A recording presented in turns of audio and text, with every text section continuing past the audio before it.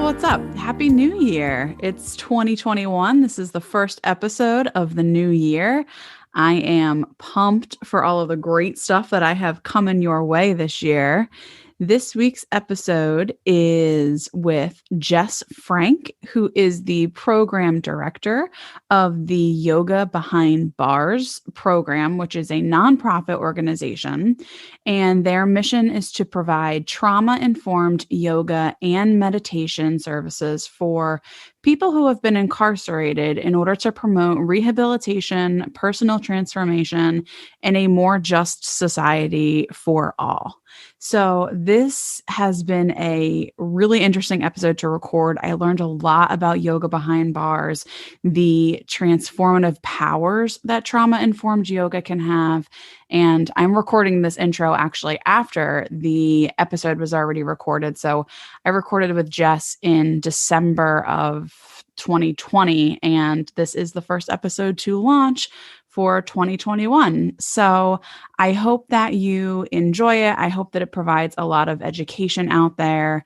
I personally have found yoga to be so healing and so transformative in my personal life.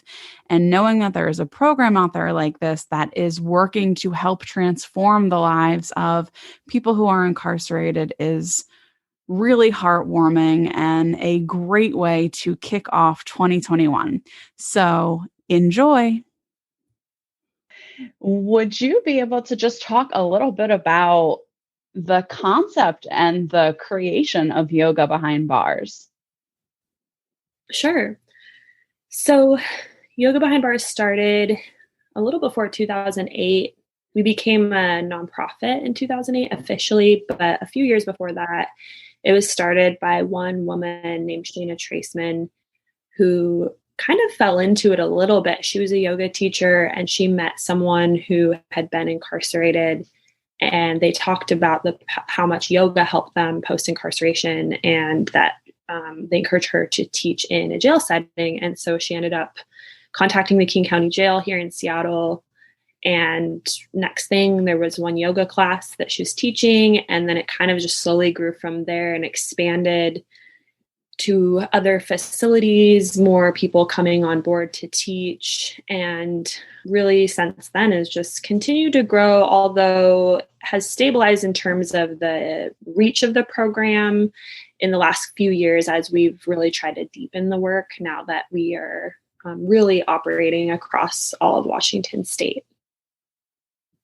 Now, so you guys are all just in Washington state, but there are also aren't there other versions of Yoga Behind Bars that span across the United States as well?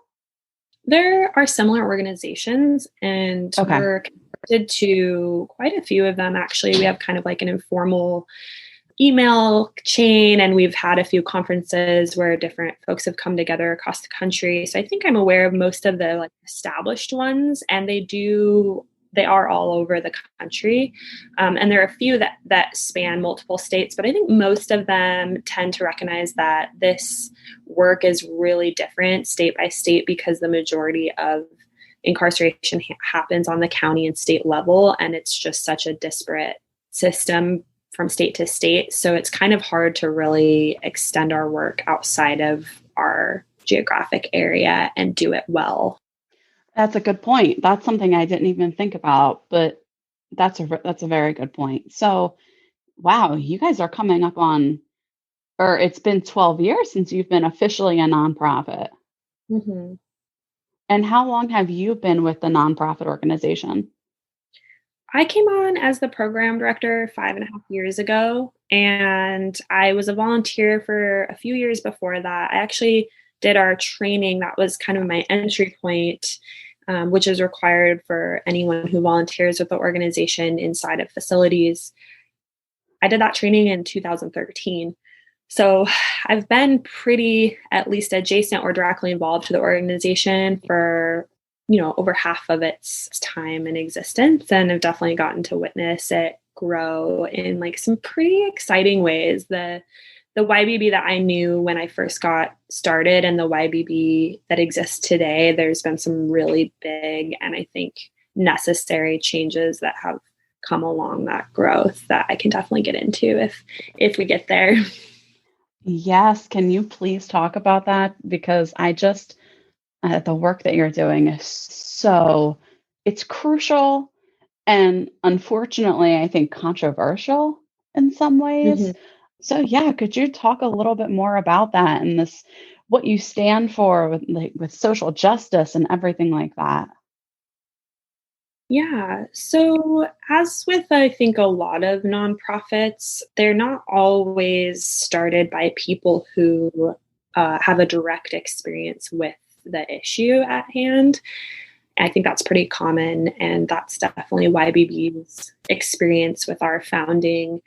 And honestly, when we think about the world of yoga too, and who has access to yoga, who typically becomes a yoga teacher, there's also just sometimes not a lot of diversity or seeing, we can see even in the United States, like the people that maybe have most access or to teach yoga are not always the people who have come from the parts of the world where yoga has been developed in India and also actually in Egypt where some of yoga was developed as well.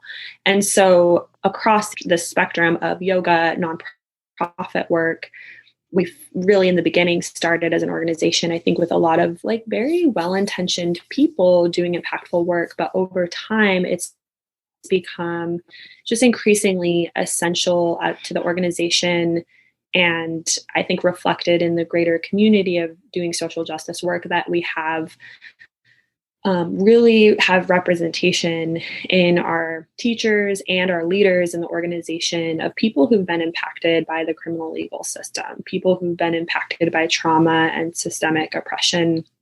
And that's really the direction that our organization has moved slowly, but effectively to the point now where our leadership and the majority of our classes and who teaches them really does reflect the community that we serve. So you have brought on people who basically have lived the experience, who have been incarcerated, know what it's like, and can touch people in different ways.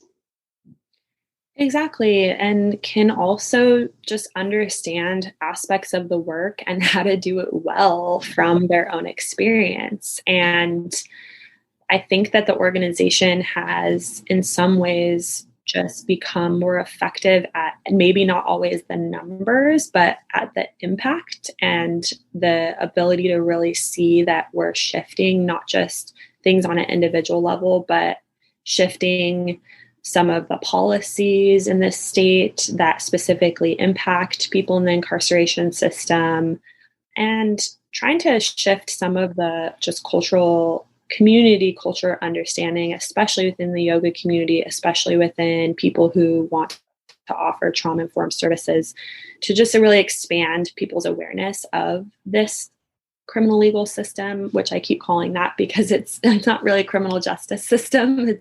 I love that you call it that. Right. There's nothing just about it, right? Actually, it leads me to my next question. As I was sitting here listening to you talk, I'm thinking to myself, how do you, and I know the answer to this, but I think it might be helpful for listeners out there who don't know so much about the criminal justice system. It might be helpful for them to hear this. So, what is the connection between trauma informed yoga and incarceration? All right. How do the two go hand in hand? How do we Mhm. get from one to the other? And why is it so necessary? Yeah, it's a really great question. And it's interesting because I think when I tell people what I do, there's never just this like, oh, cool, that's what you do. That's never the answer. It's always like, oh, interesting. Like, and Yep. like, people's head kind of like, like what? How do these things all go together? Right. Yeah. So, yeah, there's a lot to that. And I think it's one reason why when people work at our organization, it takes a long time to onboard them because we're dealing in spheres that are really misunderstood and charged, and where there's a lot of complexity to really being able to, I think, operate within these systems in a way that doesn't cause harm. So I'm talking yoga, and the criminal legal space. And trauma is a connected piece because on the one hand, in the yoga industry, there can be so much healing, there can be so much trauma recovery and other kinds of recovery possible and aided by these practices in these communities. And at the same time, we also know that for many people, those environments can be re-traumatizing and they can feel very uninclusive, not safe. People don't know what exactly will happen. Are they going to be touched inappropriately? Are they going to be just triggered constantly? And are they going to feel, accepted and like they can show up as their full selves and not be kind of alienated or stand out? And so we have the kind of dualistic side there of like both recovery and re-traumatizing. And then there's a whole other scope of like who has access, right? Like the cost and where where yoga classes located and who is welcome into these spaces. So there's also the access point where when we go now to look at the criminal legal system and people who are incarcerated and impacted, and not just the people incarcerated, but their family members and even people who are survivors of the criminal legal system and crimes that have happened and that have affected their lives. All sides of that, also, we see a lack of access to the yoga-based tools and the yoga communities. There's a disconnect of like who is impacted primarily when we look at, poor people, people of color, people with mental health and addiction challenges. They're the same group of people as maybe we're not very likely to see in yoga classes in our communities. So in prisons and jails, trauma is just pervasive, not only for people coming in and their pre-existing trauma, childhood trauma is immensely common. Upwards of 90% of people who are incarcerated have experienced severe trauma before incarceration. And then the experience of being incarcerated is traumatic. And it's traumatic not only for the side of, people who are sentenced, but it's often very traumatic for also survivors. And I've witnessed that firsthand in my own family. When I was in college, my brother, he survived a very senseless, violent assault that really impacted him profoundly for several years, took him several years to recover from. And my family witnessed just how the whole process of the people who attacked him getting arrested, sentenced, sent to prison, there was no healing that came from that process for our family either, brother. Yeah. It was just so impersonal and detached and legal, and like there was no healing. There was no invitation to heal in that experience or help. And so across the board, and then within the prison, within the jail environment, people have to be incredibly hypervigilant all the time, which is exhausting for their nervous system. There's violence, there's varying degrees of safety depending on where in the country you are. So we know that some environments are more safe, but some are very, very unsafe. And, historically, prisons have been some of the most unsafe places with the most violence of any place really in the country. So that's where the connect we feel is that there's this cycle of trauma and stress in our lives, and that people end up in the system where they encounter more trauma and stress. And then this cycle repeats, whether it's then, passed to other family members, or the individual gets out of prison and then goes back into prison. And so we find that these tools can help people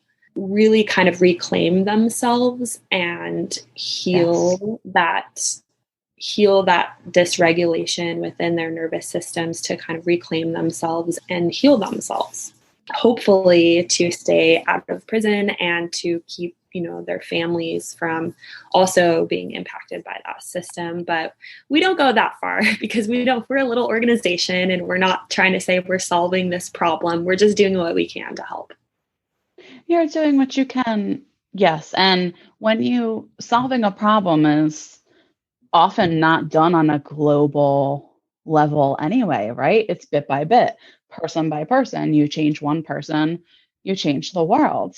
And I really think that you touched on so many different parts of why what you do is phenomenal and crucial, which is 90%, as you said, or higher of folks who go to prison have a history of trauma. Oftentimes, it is very extensive. And for the listeners out there, I know you already know this because our good friend, Michael D. Leone, who spent his life incarcerated and now runs and is the founder of a program called Steered Straight, which is about drug abuse prevention. You all know out there how deep that trauma can run. And then, usually as a result of unprocessed or untreated trauma, they engage in a crime, whatever that may be. And then they end up in prison, which becomes just as traumatizing, if not more traumatizing, than the way life was outside of prison. And they have to be, like you said, hyper vigilant all the time. So constantly aware, and their nervous systems have to be amped up 24 hours a day. They can't even sleep peacefully. So yoga is just a way to regulate a nervous system for folks whose nervous system has probably never been regulated since the moment that they were born. And I also think that it serves as such a great tool for when they come out of prison. Can you talk a little bit about like why it's also so important for them to have yoga as a tool for when they're released?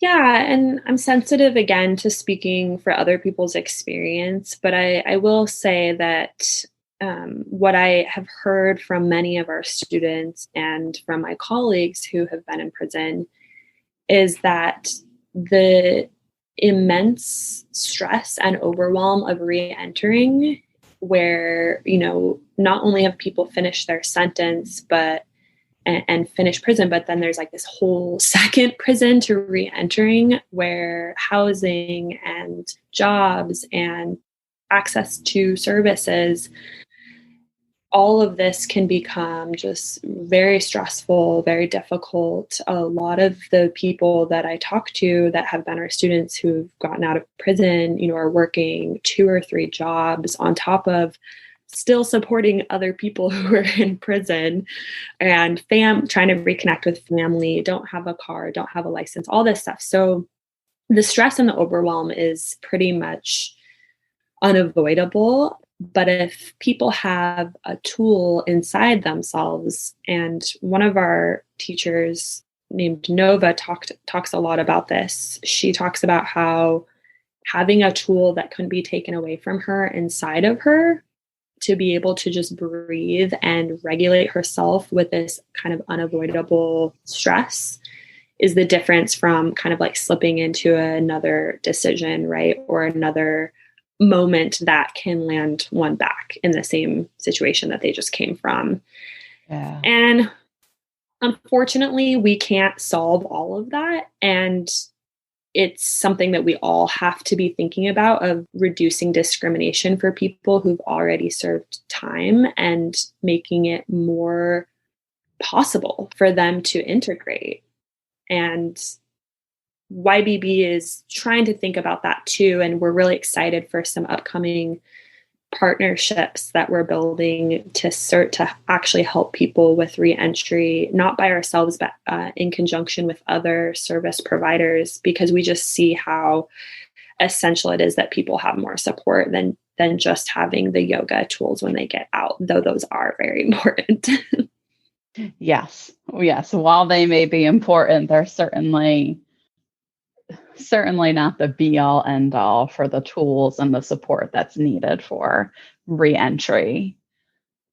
Now, what exactly do you do in your role as the program director of YBB? I do a few different things, and being a small nonprofit, sometimes have to do many things. But the primary focus of my role is that I oversee our programs and I support our instructors.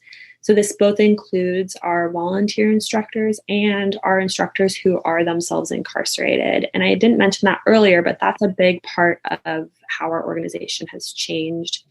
And I'm really, really blessed that I get to work with people who are leading our programs from the inside. I support them any way that I can, and they do amazing work. Wow, that is fantastic. So YBB has transformed into actually employing those who are still incarcerated and training those Mm-hmm. to train others. Yeah, so we in 2015 we did the first yoga teacher training in prison. That might be the first one that happened in the country, although quite a few are now happening. It's kind of taken off, and there are others that have graduated people throughout the country as well, which is really exciting. But we did first one at Stafford Creek Correction Center in Aberdeen, Washington, and we graduated 10 men from that facility. And then 2 years later, we did it at the Washington Correction Center for Women in Gig Harbor, Washington, where we graduated 5 women. And I say women and men with an asterisk because there are a lot of trans and non-binary people in prisons and jails, but it happens to be that all of the people in our trainings were, did identify that way. But we do want to just make sure that people know that when we refer to like men's facility or women's facility, that there are individuals in those facilities that don't identify with those genders. Yes. So just a little side note there. But yes, that's much appreciated. Much appreciated. But yeah, we did that, and it was didn't have exactly the results that we anticipated in every way. People have a lot of competing priorities and things. So today we have about 7 of these 15 individuals that actively teach for us, but the impact that they can have because they're on the ground, because it's their full-time job, because they don't have to drive 3 hours to get to the facility like our volunteers might have to, their impact is immense. Their classes are full. They're able to teach, 4 to 6 classes per week and really build relationships with the people that they serve to, just have a much more influential role in the culture of the environment and also on the relationships that they have with others. And the people that we've trained most often have had life sentences or even life without parole sentences. And that was somewhat intentional because, one, they're not often given very many programming opportunities. Laws changed and kind of prioritize people close to release for programming. And 2, they have been there for a long time. They're leaders, and they just are able to really impact people because of the investment they have in building those communities, because that's their home. And so that's been really impactful as well, to have people doing that program that are a little bit just more kind of established and have a lot of relationships. Wow. And it gives a sense of a hope and purpose, Mm-hmm. which is so important. And I think probably makes for a much less stressful and toxic environment. I would imagine, obviously, as you said earlier, I don't want to pretend as if I know, and I don't want to speak about others' experiences, but I can imagine that that's something that you witness is sort of like, it just becomes a much less stressful environment. Exactly. Yeah. There's a few of our teachers behind bars have been very forthright with their stories, and they've shared them with us and given us content for blogs. And so I know that in particular, a few of them are really open to sharing. And this is part of the movement, right? And part of developing awareness is like, who gets to share their story, right? And so for me, in my role, though I'm the program director, a big part of my responsibility is to create avenues for others to have leadership and to create avenues for others to share their own stories. And so in addition to supporting our teachers who live behind bars, I also train and oversee our trainings for people in the community to really help others understand the role of trauma-informed yoga and to learn how to utilize trauma-informed yoga tools to take back into their communities. And we do this training all throughout the year. Right now it's virtually, but we prioritize making it accessible to formerly incarcerated people and to Black, Indigenous, and people of color, which sometimes we say BIPOC, but basically, prioritizing accessibility for people who, don't typically have as much access to our, not only yoga, but, a training, a several $100 training, for instance. So you actually prioritize Black, Indigenous, persons of color to be able to get that training for free, or is it for a reduced price? Yeah, we do full ride scholarships. Some people tend to want to pay for part of it, but we just try to keep it really easy. And we do full ride scholarships for those folks. And then we have a sliding scale for everybody else and have 3 different entry points. Wow. And I think you might have said this, and I'm so sorry if I missed it, but is that training just offered in the state of Washington as well? Or do you offer that training throughout the country now that it is virtual? Now that it's virtual, we have people joining from all over. We actually have a training coming up this weekend, and we have people coming from Ohio, from Wisconsin, even from Canada.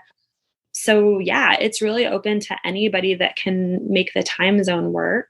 And we have 2 coming up, and we just launched registration for one in March and one in February. And they're 21 hours stretched across 5 days.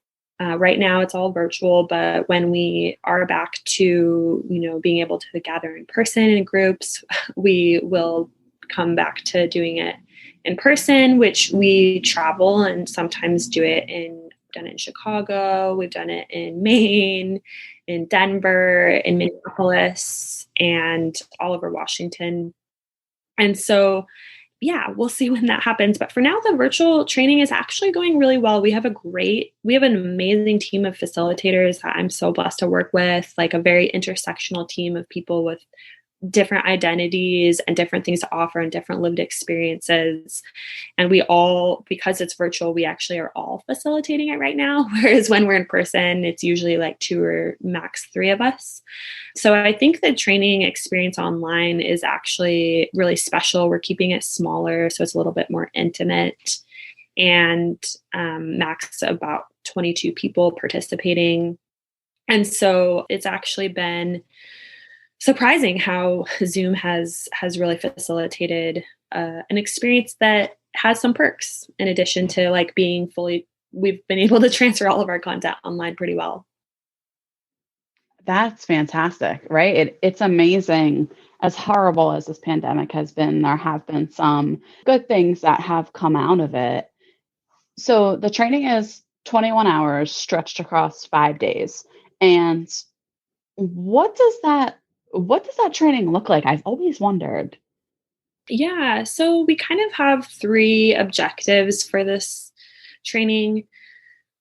The first is that people come away from it feeling that they can implement the tools that we offer. Someone can't necessarily come out and like teach a full-fledged, perfect trauma-informed yoga class, especially because some people who take the training aren't yoga instructors to begin with, and you don't need to be one to really be able to implement a lot of the tools that we're offering.